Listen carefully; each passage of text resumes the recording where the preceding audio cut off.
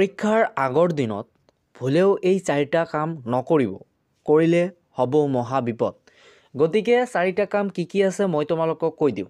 তোমালোক বেছি দেৰি নকৰি ভিডিঅ'টো আৰম্ভ কৰি আছোঁ। প্ৰথমতে সমূহ ছাত্ৰ ছাত্ৰীয়ে যিটো ভুল কৰি থাকে, পৰীক্ষাৰ আগৰ দিনত একেবাৰে ৰাতি জাগি পঢ়িয়ে থাকে। 12টা, 1টা, 2টা, কোনো আছে একেবাৰে টোপনিয়ে নেযায়, গোটেই ৰাতি পঢ়ি থাকে। গতিকে মই তেওঁলোকক ক'ম, গোটেই ৰাতি নপঢ়িবা, কাৰণ গোটেই ৰাতি পঢ়িলে তোমালোকে পৰীক্ষাত গৈ লিখিবা কি? পৰীক্ষাত গৈ যদি টোপনি আহে তাত কি কৰিবা?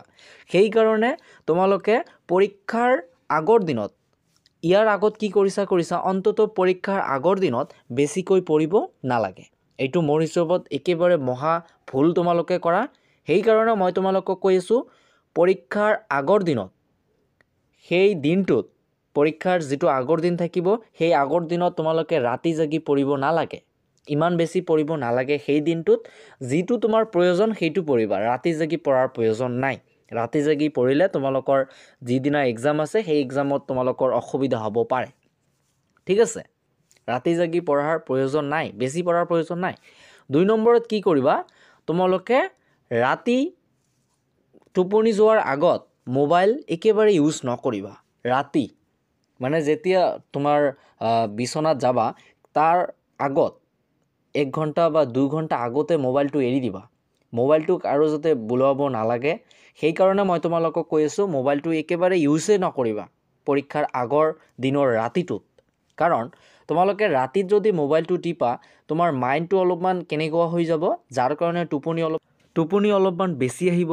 কাৰণ মই এইটো ভাবোঁ কি, ৰাতি শোৱাৰ আগত যদি আমাক মোবাইল অলপমান ইউজ কৰোঁ, ৰাতিপুৱা উঠোতে অলপমান প্ৰব্লেম হয়, এইটো মই ভাবোঁ। আৰু সেইকাৰণে মই তোমালোকক কৈ আছোঁ, পৰীক্ষাৰ আগৰ দিনৰ ৰাতিটোত মোবাইল ইউজ কৰিব নালাগে তোমাৰ। যদি ইউজ কৰা টোপনি বেছি আহিব, টোপনি বেছি অহাৰ ফলত ৰাতিপুৱা উঠাত পলম হ'ব, আৰু পলম হ'লে হ'ব মহাবিপদ। এইটো হ'ব, যদি এক্সাম দিবলৈ যাওঁতে অলপমান ক'ত বা পলম হ'ল, আৰু পলম হৈ গ'ল মানে কি, এক্সাম হলত তোমালোকে সোমাব নোৱাৰিবা, আৰু সোমাব নোৱাৰিবা মানে এক্সাম দিব নোৱাৰিবা। গতিকে সেইটো ৰিস্ক যাতে তোমাৰ ল'ব নালাগে, সেইকাৰণে মই তোমালোকক কৈছোঁ, সেই ৰাতিটোত মোবাইল ইউজ কৰিব নালাগে। তাৰপিছত 2 নম্বৰ গ'ল। 3 নম্বৰত কি কৰিবা, 3 নম্বৰত এইটো কৰিবা যে পৰীক্ষাৰ আগৰ দিনৰ ৰাতিত তোমালোকে যিটো খাদ্য খোৱা, সেই খাদ্যটো অলপমান কমকৈ খাবা। কাৰণ বেছি খালে তোমাৰ টোপনি বেছি আহিব। ঠিক আছে, ইমান খোৱাৰ প্ৰয়োজন নাই, যিটো তোমাৰ দৰকাৰ সেইটো খাবা, মানে একেবাৰে বেছি নাখাবা আৰু। তাৰপিছত কি কৰিবা, 4 নম্বৰ, এইটো সমূহ ছাত্ৰ ছাত্ৰী এইটো ভুল কৰি থাকে যে প্ৰথম এক্সাম বুলি, যিসমূহ মেট্ৰিক পৰীক্ষা দিব, তেওঁলোকৰ এইটো প্ৰথম এক্সাম। সেইকাৰণে তেওঁলোকে বহুত চিন্তা কৰি থাকে, ভয় খায় যে মেট্ৰিক পৰীক্ষানো কি, মেট্ৰিক পৰীক্ষাত কি হ'ব, কালি আমাৰ প্ৰথম এক্সাম আছে, আৰু বিভিন্ন কথা মনত পৰি একেবাৰে চিন্তা কৰিয়ে থাকে, ৰাতি ঘুমটোৱে চিন্তা দি পাহৰি যায়। সেইকাৰণে মই তোমালোকক কৈ আছোঁ, পৰীক্ষা যদি তুমি পঢ়িছা তেন্তে পৰীক্ষা ইমান কঠিন নহয়, আৰু যদি নপঢ়া তেন্তে তোমাৰ কাৰণে পৰীক্ষাটো কঠিন হ'ব।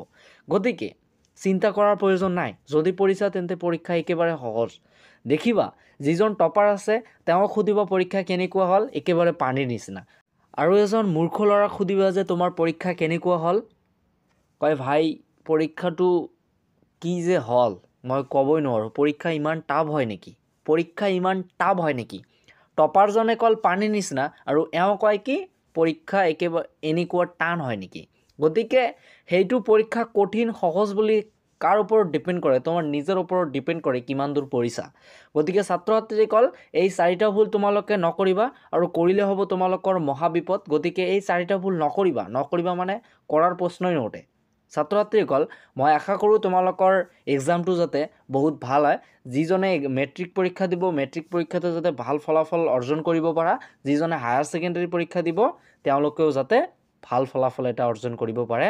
মোৰ ফালৰ পৰা তোমালোকক সকলোকে মেট্ৰিক পৰীক্ষাৰ আগন্তুক শুভেচ্ছা থাকিল। তোমালোকে মেট্ৰিক পৰীক্ষাটো ভালে দিয়া, আৰু হায়াৰ ছেকেণ্ডেৰী পৰীক্ষাটো ভালে দিয়া। ঠিক আছে, তো ছাত্ৰ ছাত্ৰীসকল, আজিৰ ভিডিঅ'টো ইয়াতে সমাপ্ত কৰিব বিচাৰিছোঁ।